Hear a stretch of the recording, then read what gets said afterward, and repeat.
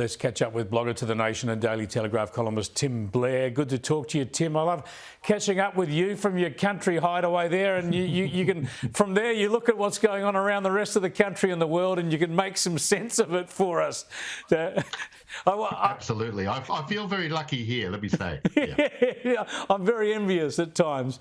Now, we're going to get onto some electric vehicle madness in the US in a minute, but breaking news late today at Sydney Airport, someone's lithium battery has started a fire, and imagine you leave your car at the airport to duck away out of town for a day or two, you come back and this has happened.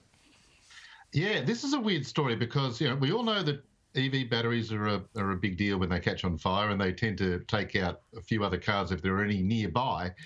EV fires with the lithium-ion batteries, or lithium-ion batteries in general, when they're involved in fires, really burn big time, as we've seen on a couple of freighter ships that are no longer in service. If only we could find a way to harness this energy for good. Yeah, exactly. Like, bring on the nuclear cars, I say. But this is a weird one because the battery was apparently removed from the vehicle at the time. I don't know. Some more reporting and digging is obviously required. But in the meantime, stop plugging these things in just for the sake of your neighbours' cars.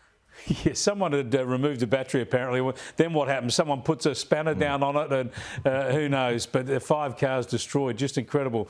Now, we do see a lot of virtue signalling politicians jumping in electric vehicles. We've seen Blackout Bowen do that in this country, of course, but have a look at the American Energy Secretary. She heads off on a bit of a road trip to try and prove how well the EVs work. And, one of her staffers was trying to hog the charging bay. Let's let Fox Business tell the story.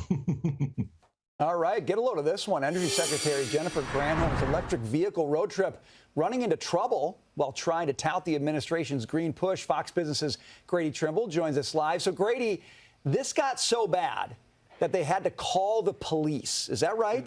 That is right, Brian. A staffer apparently tried to hold the only available electric vehicle charger for the Energy Secretary by parking a gas-powered vehicle in the spot. That is according to NPR.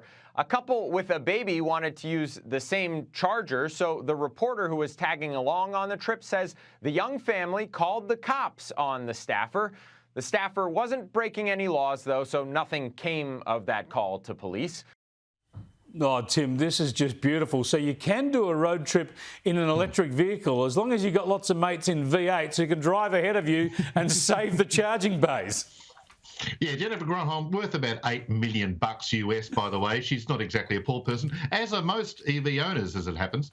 But she's headed off on this multi-state US tour, about 1,000 kilometres, with a lot of stops along the way to preach EVs. But she's got this advanced sort of, bunch of staffers in their petrol SUVs, the Secret Service, and they're stopping in advance and like casing out, recharging points. They've happened upon a recharging station where one of the chargers is broken, which is always the case.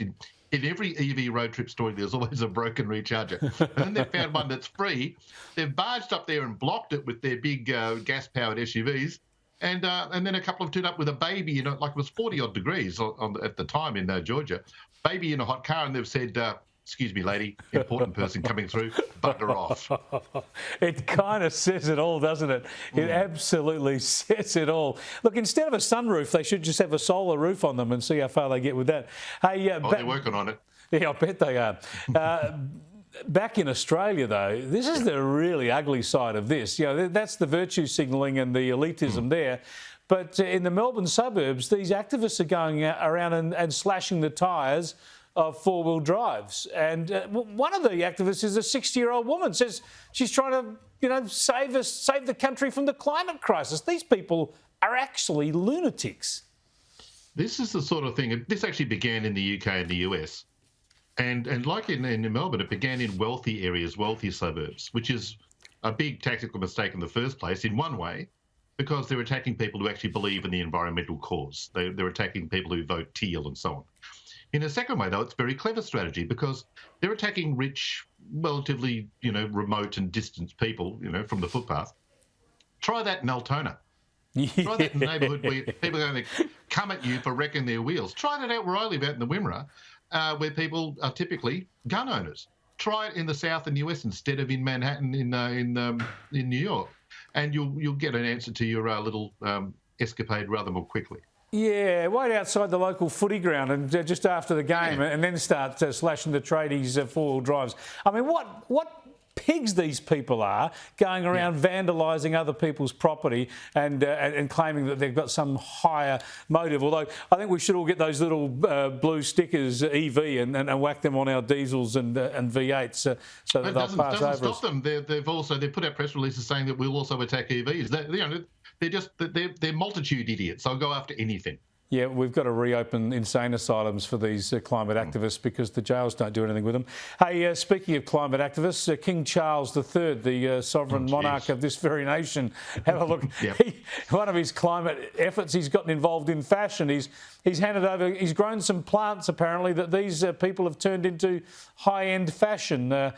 Again, from one of his many houses and many vehicles, he's saving the planet through the fashion industry. Yeah, I was aware that the king had grown some plants, but I didn't realise he was forcing women to wear them on their heads. Look at these poor women. How do they travel? And what happens if they're in front of you at the movies? Like that is the worst series of haircuts. And I'm from Werribee, and I haven't seen worse haircuts than that. That's outstanding. Well, that's the great thing about that dress is it changes colour in autumn, but in summer don't go near any open fires. I mean that's Prince Charles, King Charles. He's always at it. 1 minute talking to plants, next minute he's turning them into high-end fashion. Thanks for talking to us, Tim, and good luck shopping for that EV, mate. I hope you get a ripper.